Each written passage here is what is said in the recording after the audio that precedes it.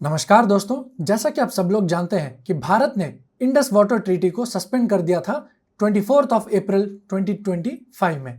पाकिस्तान के terror support का जिक्र करते हुए भारत ने यह निर्णय लिया था।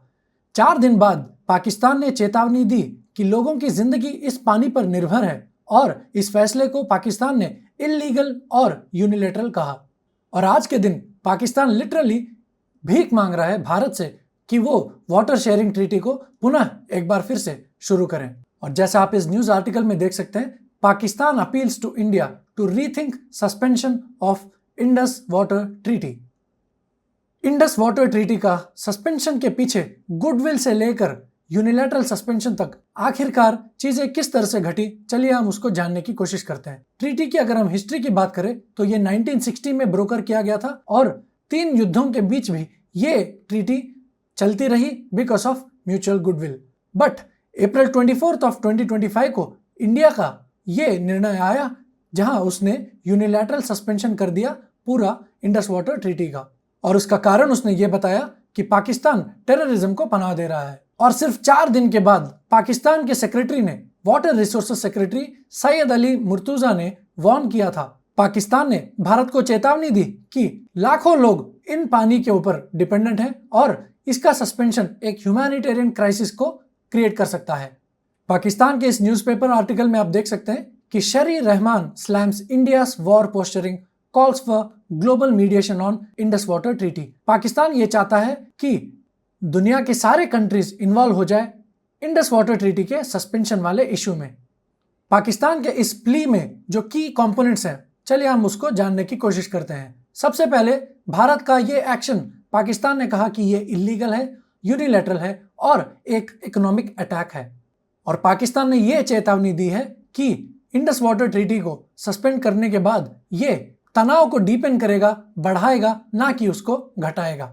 लेकिन इस पूरे इशू में पाकिस्तान का टोन एक फॉर्मल प्ली रहा, जहां पे जिसको आप कह सकते हैं कि ये ऑलमोस्ट बेगिंग के रूप में था। इस पूरे विषय में भारत की क्या प्रतिक्रिया रही?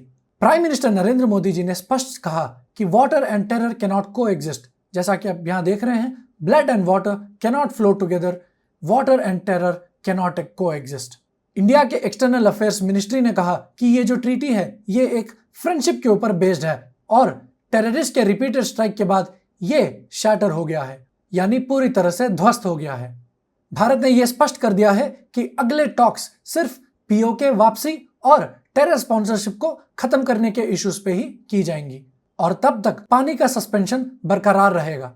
तो भारत की वाटर स्ट्रेटेजी आखिरकार क्या है? सबसे पहले फास्ट ट्रैकिंग द चेनाब और झेलम डैम्स। चेनाब और झेलम के ऊपर जो डैम्स बन रही हैं उसको फास्ट पेस करना।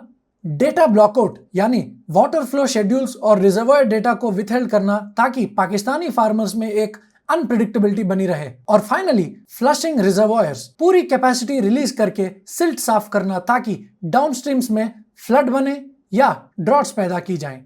तो आखिरकार आगे क्या होगा? इस हफ्ते के मिनिस्टर्स मीटिंग में ट्रीटी पर कोई बात नहीं होगी। भारत पानी को लेवरेज के तौर पे इस्तेमाल करेगा जब तक पाकिस्तान अपने टेरर पॉलिसीज नहीं बदलता है। तो ये था पूरा इस इशू के ऊपर।